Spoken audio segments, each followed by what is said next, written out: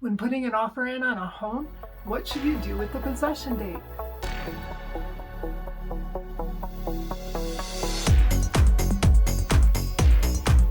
So typically possession date is the same day as closing. Now, one thing that a lot of people do will put the date, like the actual date, March 10th of whatever year. And the problem with that is if you had to extend the date of closing, you also have to remember to extend the possession date. So there's a better way to do it where you don't have to worry because it's going to match the closing date. Even if the closing date changes, you don't have to worry about the possession date. So what you could do is put same as closing date. What I like to do is to put on date of disbursement of funds, because that's when closing really occurs.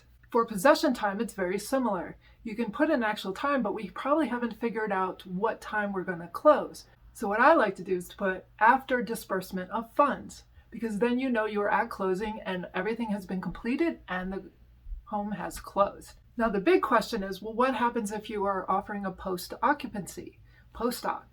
Well, so that is the same as being a landlord for 5 days, 20 days, a month, whatever it is you have for your post-occupancy. So you still want to have possession, just like a landlord would have possession of the home.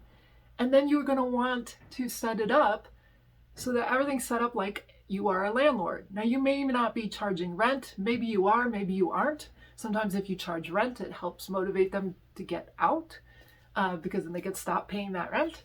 But at the very minimum, you want to have a security deposit, just like a landlord would, so that if things break, if they're breaking stuff or taking appliances with them that they weren't supposed to, you have some collateral to go after them.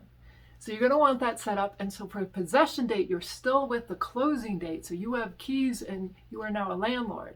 And then what you're going to have to also do is make sure you check with your homeowners insurance, because you haven't moved in yet. You'll want to tell them that you are doing a landlord post-occupancy for X number of days, 10 days, 30 days, so that you are correctly covered by your homeowners insurance until you move in as an actual homeowner, so that you're actually covered.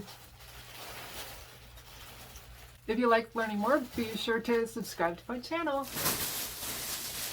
I need you to get out.